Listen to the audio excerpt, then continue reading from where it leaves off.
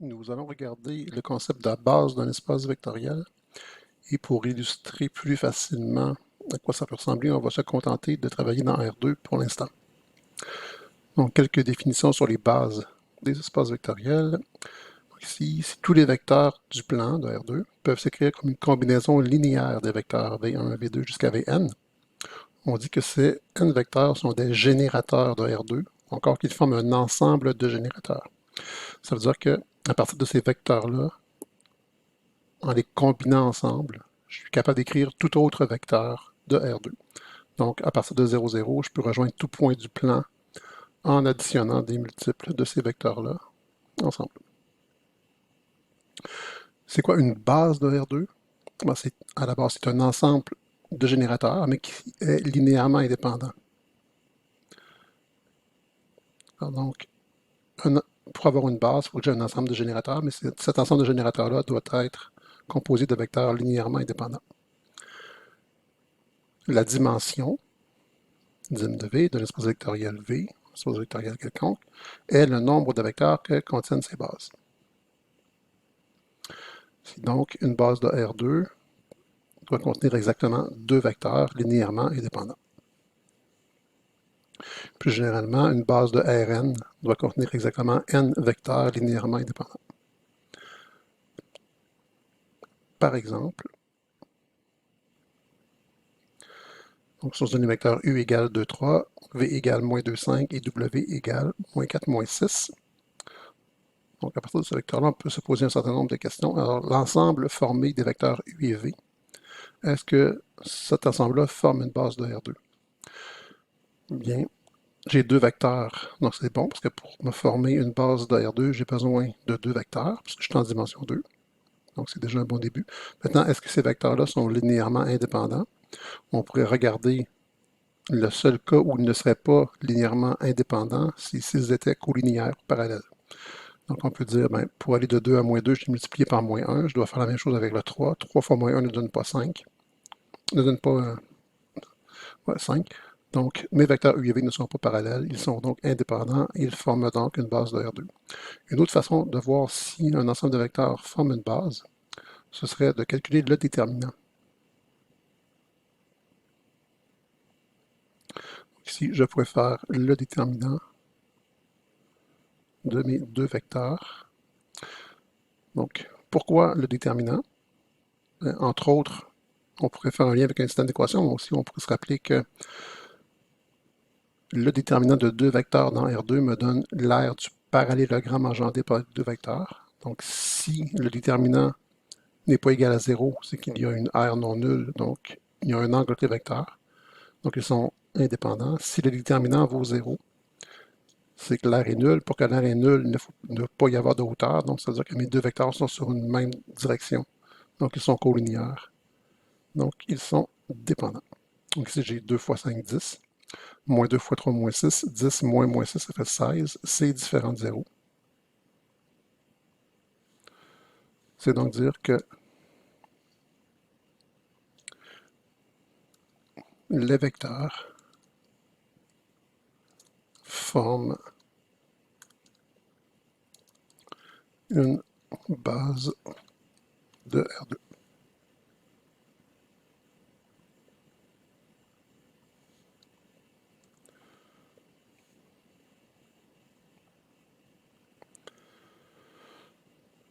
Si on vous demande l'ensemble U et W, forme-t-il une base de R2? Donc, on pourrait le remarquer. Donc, deux vecteurs, il y a une possibilité d'avoir une base. Maintenant, sont-ils indépendants? Bien, pour aller de moins 2 à moins 4, on doit faire fois 2. On a dit U et V, U et W ici. Donc, pour aller de 2 à moins 4, il faut faire fois moins 2.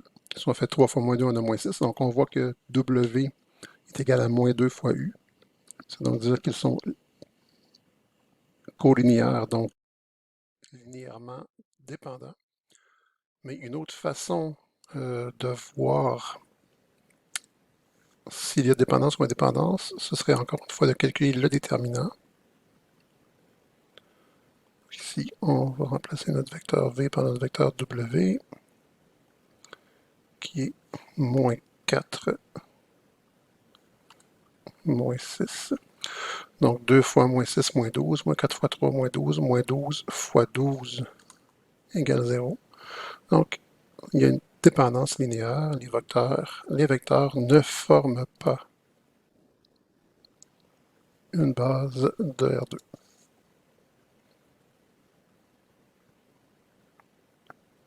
Pour le reste, on va juste répondre par oui ou non. Donc, l'ensemble UV est-il un ensemble de générateurs de R2?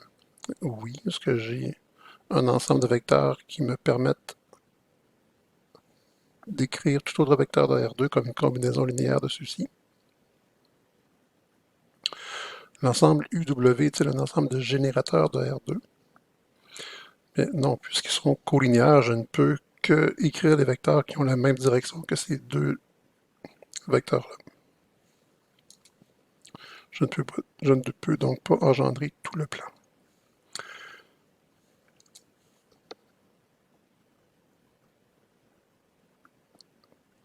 Autre question ici. L'ensemble UVW forme-t-il une base de R2? Non, j'ai trop de vecteurs. Donc j'ai 3 vecteurs dans un espace à 2 dimensions automatiquement. Je ne peux avoir une base. L'ensemble UVW est-il un ensemble de générateurs de R2? Oui, car avec soit U et V ou V et W, qui sont à chaque fois des ensembles de vecteurs indépendants. Donc j'ai une base. Donc déjà à la base, si j'ai une base, j'ai un ensemble de générateurs. Je peux réécrire tout autre vecteur du plan à partir de cet ensemble de vecteurs.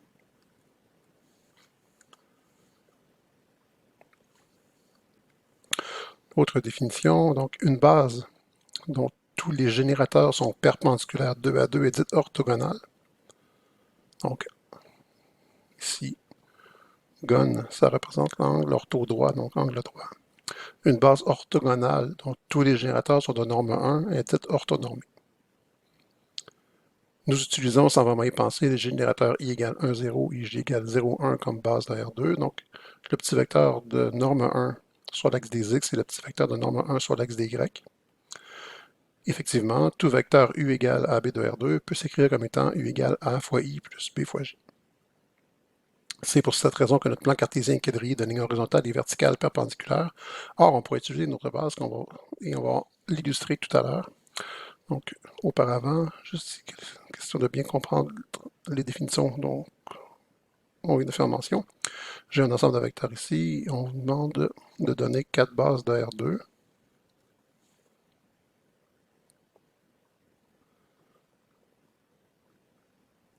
Bon, une façon d'écrire les bases, c'est de les mettre entre les symboles qu'on utilise habituellement pour plus petit, plus grand.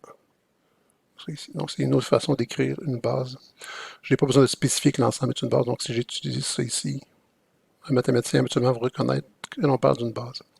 Donc, 4 bases de R2, c'est donc dire que j'ai besoin de 4 ensembles de 2 vecteurs qui doivent être linéairement indépendants, donc qui doivent avoir un vecteur non nul entre eux. Par exemple, il y a U et V. Ça pourrait fonctionner.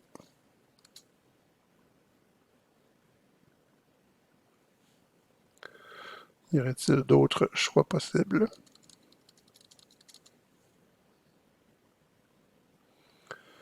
U et W. J'ai deux vecteurs qui ne forment pas un angle de 0 degré entre eux, donc ça fonctionne.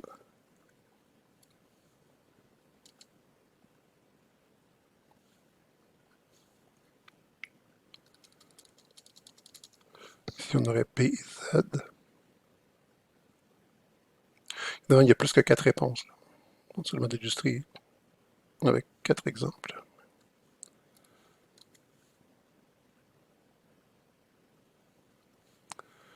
Et bon,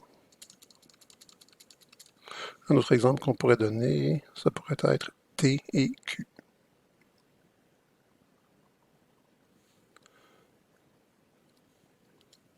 Donc à chaque fois, si je prends les paires de vecteurs qui sont mentionnés, je pourrais réécrire tout autre vecteur du plan en faisant une combinaison linéaire de ces deux vecteurs-là dans chacun des cas. Donner un ensemble de vecteurs qui ne soit pas une base de R2.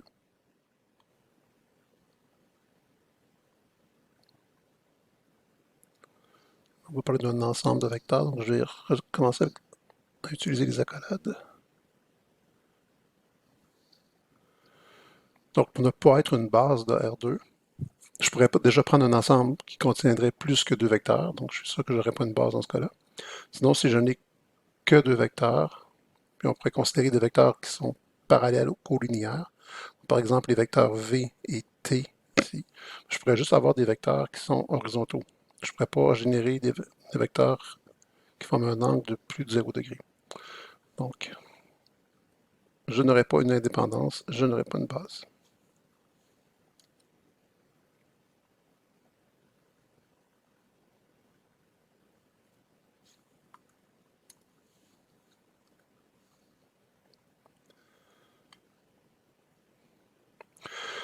Donner deux bases orthogonales de R2. Donc, orthogonales, deux vecteurs indépendants qui forment un angle droit entre eux.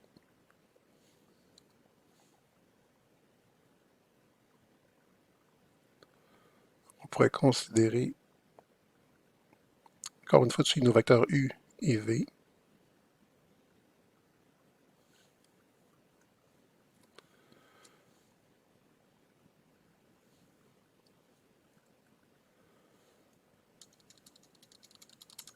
Et aussi, on pourrait considérer une autre paire de vecteurs qui forment un angle droit, donc P et Z. Ici aussi.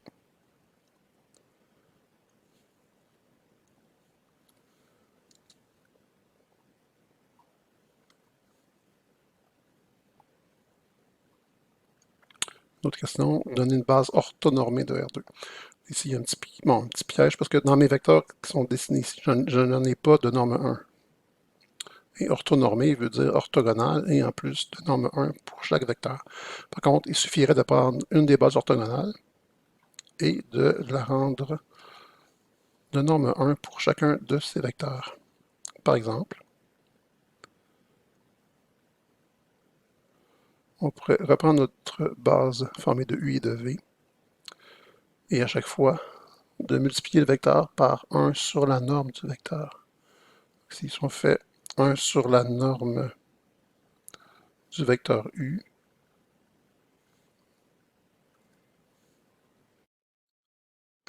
ici, 1 sur la norme de U fois le vecteur U,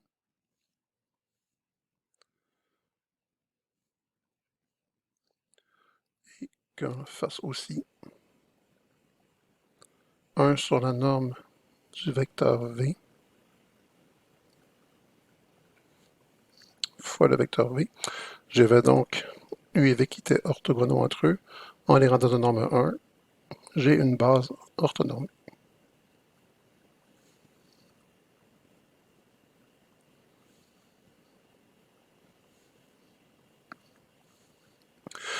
Et tout ça ici va nous permettre de pouvoir transformer le plan ou l'espace, dépendamment des dimensions dans lesquelles on est, avec lesquelles on travaille.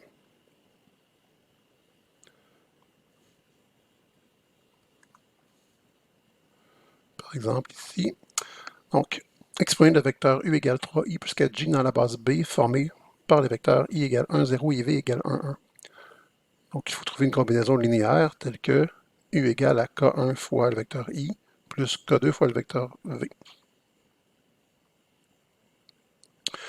Mais ici, puisque mon vecteur c'est 3, 4, donc dans la base standard formée des vecteurs canoniques I et J, mon vecteur U ce serait le vecteur 3, 4. J'aurais donc K1, donc une fois K1, plus une fois K2 doit être égal à 3, et 0 fois K1 plus une fois K2 doit être égal à 4. Bien évidemment, 0, K1 plus 1 K2 égale 4, c'est K2 égale 4. Si K2 égale 4 ici, mais K1 égale moins 1. Donc, U peut s'écrire comme moins 1 fois le vecteur I plus 4 fois le vecteur J. Ce qu'on pourrait écrire que le vecteur U, exprimé dans la base B, devient moins 1, 4. Si on voit le vecteur comme l'adresse d'un point, de l'extrémité d'un vecteur algébrique, bien, dans la base IJ, mon vecteur c'est 3, 4. Pourquoi? Parce que le vecteur U, c'est 1, 2, 3 fois le vecteur I, plus 1, 2, 3, 4 fois le vecteur J. C'est pour ça qu'on dit qu'on a un vecteur 3, 4. Si on change le plan cartésien pour avoir comme base le vecteur I, Mais plutôt que d'utiliser le vecteur J pour ma deuxième composante, j'ai le vecteur V, qui est le vecteur 1, 1. Et là, mon quadrillage va se transformer. Donc, mon axe des X serait selon le vecteur I, et entre guillemets, mon axe des Y serait selon le vecteur V ici. Donc, plutôt que d'avoir un quadrillage qui forme un angle droit entre les directions horizontales et les directions verticales, j'aurai un certain angle ici dans mon quadrillage. Et mon vecteur U, qui est égal à 3, 4 dans la base canonique, va devenir moins 1 4 parce que j'ai moins 1 I plus 4J. Et ça marche, on le voit. Si on fait, si on part de l'origine ici de nos axes, si on fait moins 1 fois le vecteur I, on arrive ici, plus 4 fois le vecteur V, donc 1, 2, 3, 4, on arrive là. Et on constate qu'on a exactement le même vecteur, mais qui s'exprime différemment, dépendamment de la base dans laquelle on travaille. Et si un jour vous faites un cours de calcul avancé, donc de calcul intégral avancé, on va voir que le changement de variable peut être illustré un peu par ces concepts que l'on a développés ici.